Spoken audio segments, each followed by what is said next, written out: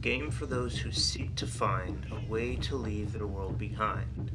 You roll the dice to move your token, doubles gets another turn. First player to reach the end wins.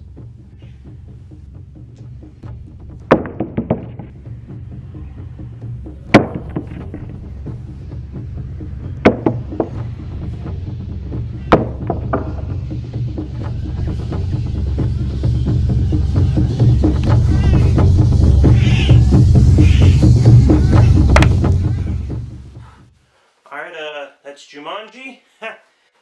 Good game. Woo! Alright, who wants a drink, guys?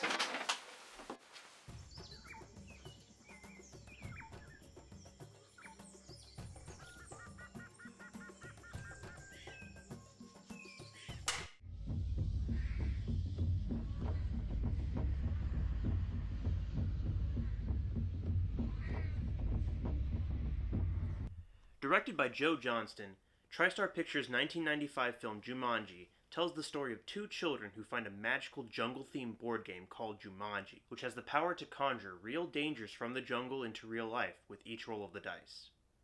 The film also stars the late, great Robin Williams as a man who is trapped in the game as a child and forced to grow up in the mysterious jungles of Jumanji. Receiving mixed reviews upon release, the film has since gone on to become a cult classic and a beloved film among many people, even spawning a standalone spin-off and 2 sequels/soft reboots. However, like all films that choose to portray animals, there are inevitably some inaccuracies in Jumanji, which is where I come in. Of course, you could bring up the fact that these are all conjurations from a magical board game from a fictional jungle, so they are in no way bound to the real world and real zoology. But where's the fun in that? Not only will I be analyzing the film, comparing them to the real-life counterparts, but I will also be using the animals we see from the game to pinpoint exactly where in the world Jumanji is. It's pretty obvious that this is Africa, but Africa is a huge continent with a vast array of differing landscapes and habitats, with an even wider array of animals that live in them. So using every animal that we see, I will look at their geographic range and try and pinpoint exactly where in Africa and where in the world is the land of Jumanji. At night they fly. You better run. These winged things are not much fun.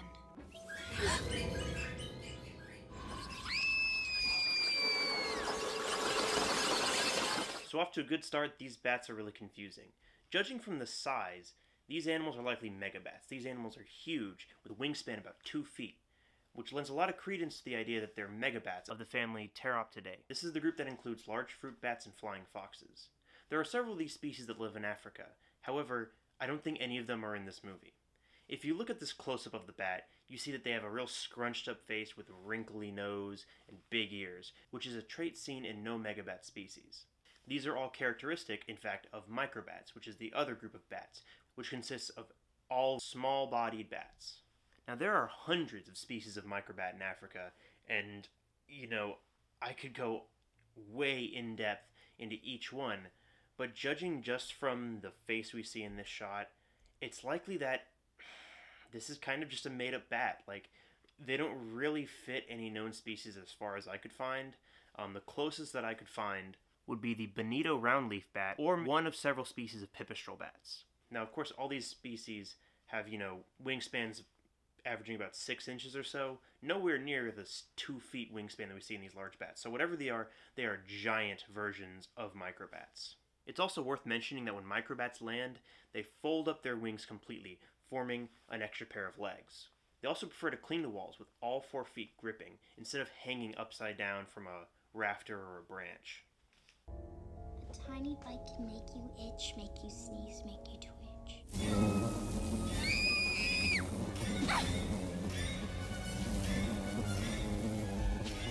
I feel like this goes without saying, but mosquitoes don't get that big.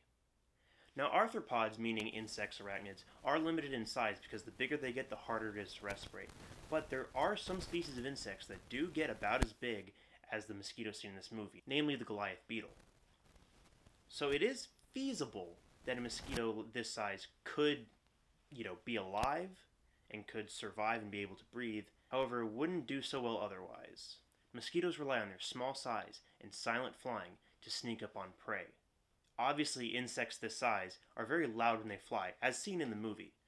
So, it's very unlikely that this mosquito would be able to sneak up on anything. Also, fun fact, female mosquitoes are the only ones that drink blood. Male mosquitoes actually drink nectar. This will not be an easy mission. Monkeys slow the expedition.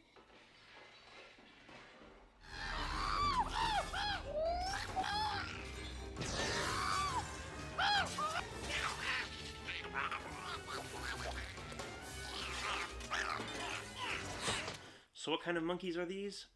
The short answer is none. Africa is home to several groups of monkeys, the main ones being colobus monkeys, mangabes, baboons, and guinea. And honestly, these monkeys look like none of them. The closest I can find would be maybe a howler monkey from South America, but nothing from Africa. So it's clear that the creature designers for this movie just kind of made what they thought was a generic monkey without getting too caught up in specifics like, species. I'm sure that this lack of attention to detail might come up later. Also, I don't know, these monkeys seem so hostile. Like, monkeys have a very strong natural curiosity and can be quite mischievous. But these guys seem to intentionally be as destructive as possible. A monkey in your house would likely knock over, some dishes, maybe a chair or two, but they wouldn't just completely destroy your kitchen. Like, this just seems almost malicious. His fangs are sharp. He likes your taste. Your party better move post-haste.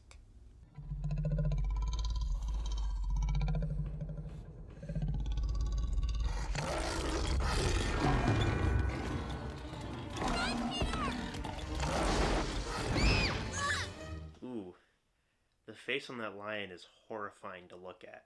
So lions preying on humans is something that actually happens with a fair amount of regularity in Africa. In a pride, usually it is the female lionesses who do most of the hunting. But if a male lion does not have a pride of his own, he will hunt himself. If you look at the numbers, a good portion of attacks on humans are carried out by these solo male hunters, oftentimes forming a bit of a bachelor group with other young adolescent males who haven't found their own pride yet. Famously, the Tsavo lions were a pair of adolescent male lions who hadn't found a pride, who had killed several people in Africa. Now, humans are a tad bit small for their natural prey. Usually lions will go after large hoofed mammals like zebras or wildebeest. So these attacks usually occur in an area that's been affected by human habitation, which has resulted in natural prey species for the lion declining in number, and forcing the lions to instead hunt easier prey like humans.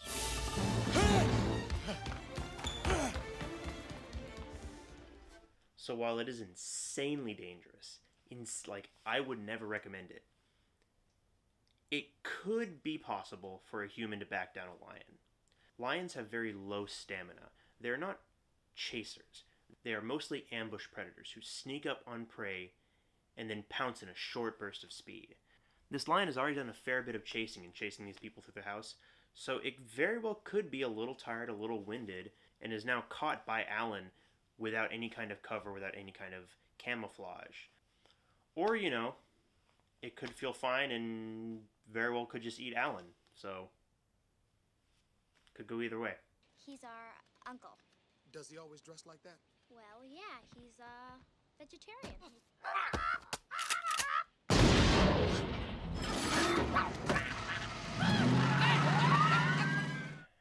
Okay, so back to these monkeys.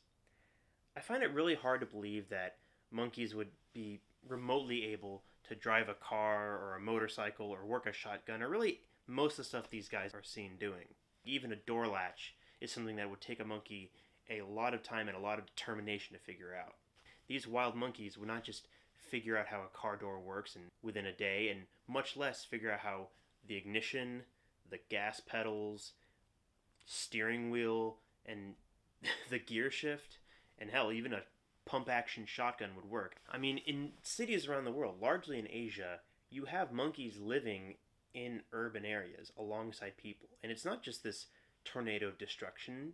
They get into stuff. It's basically like a slightly more persistent raccoon. So they cause a little bit of trouble, but it's not just this, destructive anarchy, this tornado of violence that you see in this movie. Yeah, it's another one, all right. Jeez, that's over 50. What the hell's going on? Easy now, easy. Hey, look. Isn't that Mrs. Thomas?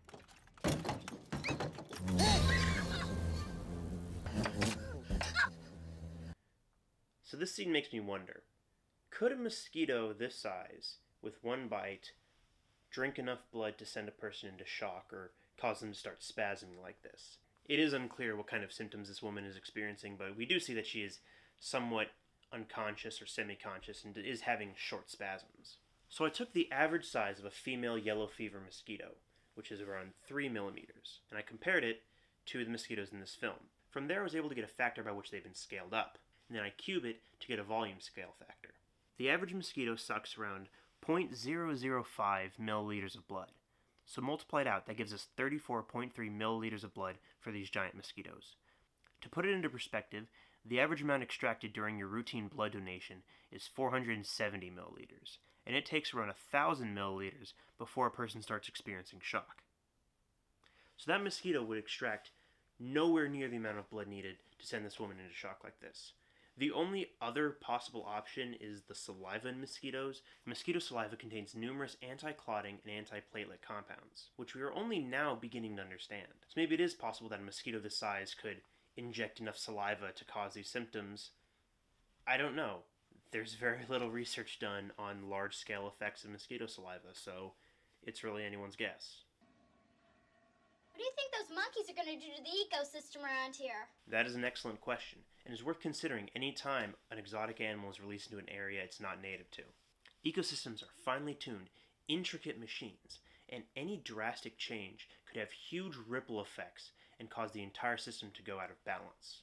If humans introduce exotic animals to an area they're not native to, they can wreak havoc on the ecosystem because there's no natural predators to keep them in check, and they can outcompete native species. There are horror stories of places like Florida or Australia being overrun with invasive species.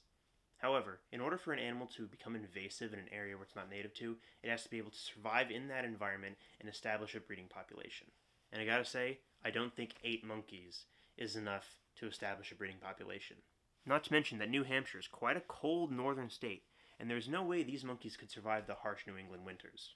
The only monkeys capable of surviving in any kind of snow is the Japanese macaque, which these are definitely not. So it looks like Judy's gonna have to come up with another argument to convince Alan to play the game with them.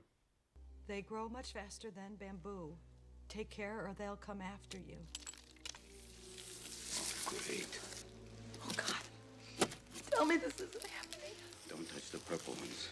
They shoot poisonous barbs. And definitely stay away from the pods. The big yellow ones.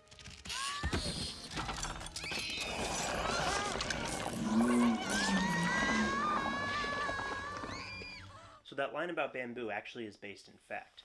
Bamboo is among the fastest growing of all plants in the world. Some species can grow up to 3 feet within 24 hours. Of course, that's nowhere near as fast as the plants in this movie. Speaking of these plants, it goes without saying that there's nothing really comparable to these anywhere in the natural world. The closest thing we have is the Venus flytrap, which is not only a fraction of the size these giant buds get, but also only eats small insects.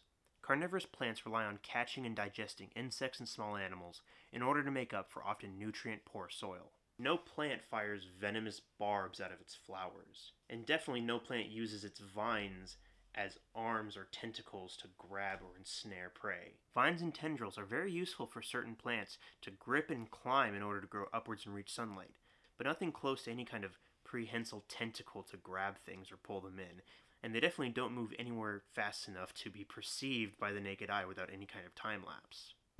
Hunter from the darkest wild makes you feel just like a child.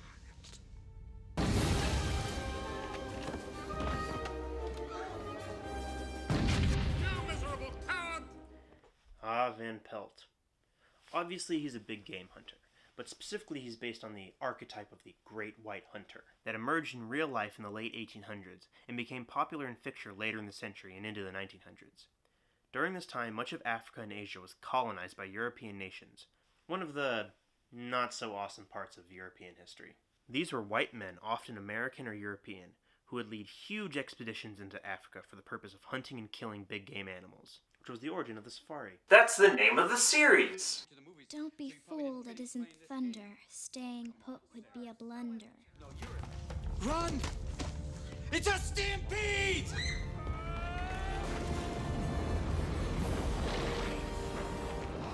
Don't look back!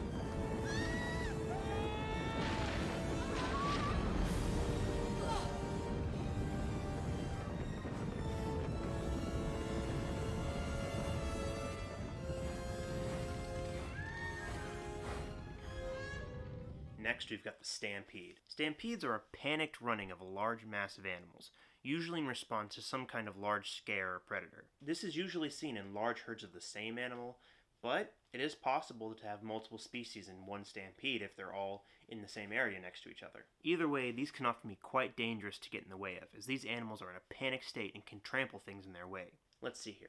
In this stampede, we have elephants, rhinoceroses, zebras, and pelicans. Yeah, I don't know why the pelicans.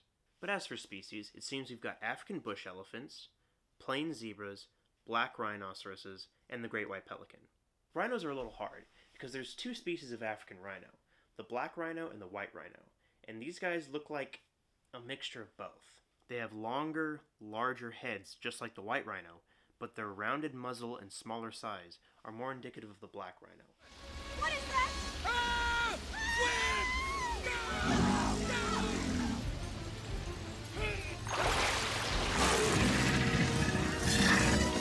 Yes, crocodile time! Crocodiles are probably my favorite animal by far. Despite the fact that these are horribly ugly animatronics with weird swollen jaws, these two crocodiles are without a doubt Nile crocodiles. Africa only has 5 species of crocodile. 2 of them are slender-snouted crocodiles, which these guys aren't. A third is the dwarf crocodile. Again, no. That leaves the West African crocodile and the Nile crocodile. Because these crocodiles are so massive, and the fact they're trying to actively eat people, it's really no doubt that they're Nile crocodiles, as West African crocodiles, also known as desert crocodiles, are much smaller and have a much more placid temperament in comparison to the Niles. And like I said, Nile crocodiles do attack and eat people. This isn't like the American alligator where attacks are either defensive or they're the result of an animal that's been fed by humans.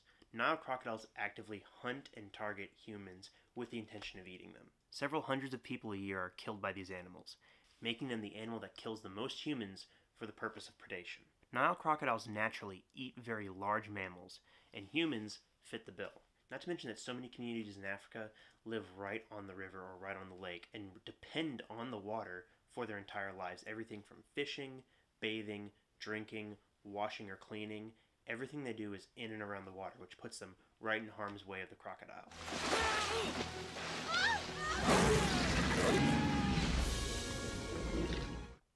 I think it goes without saying that trying to wrestle a large crocodile in the water is just about the most dangerous thing you can do. Crocs are immensely powerful, and in the water they are wicked fast. Even Steve Irwin only jumped a crocodile if it was either small enough for him to handle by himself in the water, or if it was restrained by ropes and he had a team of people backing him up. So yeah, that is a very, very dead Alan. Alan, you wrestled an alligator for me. It's a crocodile. Alligators don't have that little fringe on the hind leg. So yeah, I guess that's one way to tell the difference between a crocodile and an alligator, but there's a lot of easier ways to tell the difference. But really the question of telling alligators from crocodiles is kind of a much more complicated question. There are around 15 to 16 species of crocodile, 2 species of alligator, and 6 species of caiman, which are technically alligators, and then there's the gharial and the Temistoma, which are their own entirely separate thing and neither a croc or an alligator. And all these species can look drastically different from one another. So asking what's the difference between a crocodile and an alligator really depends on what specific crocodile and what specific alligator you're talking about. Need a hand? Why, you just wait. We'll help you out. We each have 8. What's that? Whoa!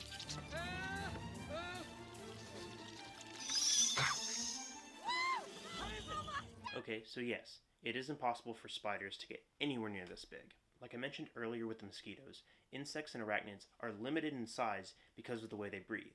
They breathe through their skin, and because of the way that surface area to mass and volume scale, an increase in surface area, as in an increase in size, would result in a massive increase in mass and volume, which basically boils down to the fact that insects and arachnids would not be able to properly respirate their entire body with the amount of skin covering them.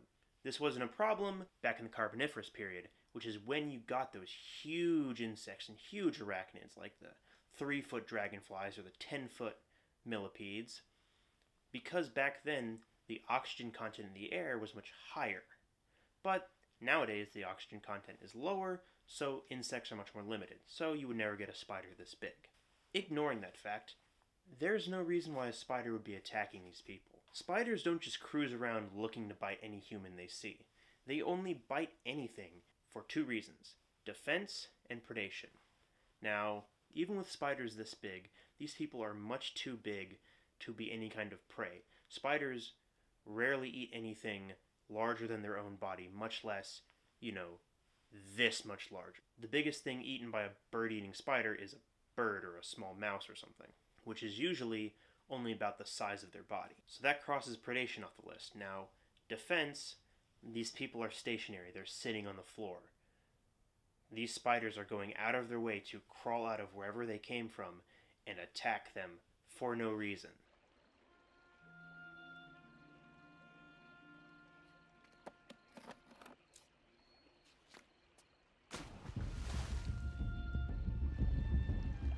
Qu'est-ce que c'est ce bruit?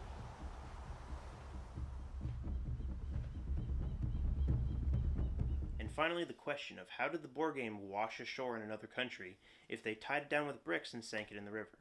Well, it seems like they tied it up with hemp rope. Hemp rope is made of many little fibers, and these fibers are plant material. Plant material rots. Plant material rots especially fast when it's submerged in water. So it's very likely that when the rope is submerged in the river, as it is tied to the board game, it would either rot away entirely or at least degrade enough to just break away, and then the board would be free of the bricks. And since the board is made of wood, it is very likely to at least be somewhat buoyant. And while wood also rots and deteriorates in water, this is a magical board game, so who knows how the magic preserves it. So, it would break away, float down the river into the ocean, and then it very well could wash up on a beach somewhere. Now that the movie's finished, it leaves us with one very important question. Where in the world is Jumanji? Obviously, it's on the continent of Africa. But where in Africa? Africa is a very huge continent with a wide array of ecosystems and biomes that vary completely from one another. So let's look at our movie clues. The bats, the monkeys, and the mosquitoes are all very vague designs that make it next to impossible to figure out which specific species they're supposed to be, so they're really of no help. The Nile crocodile is found almost entirely throughout sub-Saharan Africa, even all the way down to Madagascar. So again, not really much help. But the lion, the bush elephant, the black rhino, the plains zebra, and the white pelican all give us a much more specific idea. When you lay all of their native ranges over each other, they overlap in one specific area. Now this is a very broad range, but when you look into specifics, it might not be the entire area. Nowadays, thanks to modern human activity, much of these animals' native ranges have been fragmented, and instead of large ranges of area where they live, they are now reduced to small pockets, isolated and cut off from one another. This is a result of human development, hunting, habitat destruction, pollution, resource depletion, any number of human activities. But of course, this leaves us with one specific problem. This area isn't jungle. Jungle, usually referring to a tropical rainforest, is restricted almost entirely to the tropics of the world. In Africa, this is usually used to refer to the Congo Basin in Central Africa. This area that we've narrowed it down to is actually much more of a sparse savanna, or at best, a very dry deciduous forest. Very different from a tropical rainforest. In fact, most of the animals that you think of when you think of Africa or the jungle and that you see in this movie, lions, rhinos, giraffes, gazelles, wildebeests, cheetahs, zebras, these are all savanna animals. They really don't live much in the jungle, which is kind of frustrating because rainforests, especially Africa, are home to a vast array of interesting and unique and fascinating animals that would be perfect to put in a movie. But instead we go with lions and rhinos and zebras, all of which are perfectly interesting and awesome in their own right, but aren't jungle animals. But of course, at the end of the day, this is a movie about a magical board game that creates magical fictitious animals that come from a fictional jungle that doesn't really exist. So, you know, it can kind of do whatever it wants, and it isn't bound to reality, and none of this really matters. I'm gonna have a drink. Well guys, thank you for watching my Jumanji analysis, and I hope you enjoyed it. If you like this video, please click right here to check out my channel, check out more of my videos. Not only do I do movie safari, but I also make actual documentaries where I interact with actual animals in the wild. So check some of that out, see what I have to say about some awesome creatures like crocodiles, alligators, snakes, monkeys, sharks, any number of awesome things. But while you're still on this page, be sure to hit like, hit subscribe, hit the little bell icon if you want to get notified, leave a comment, get that sweet, sweet viewer engagement, and as always, stay incredible.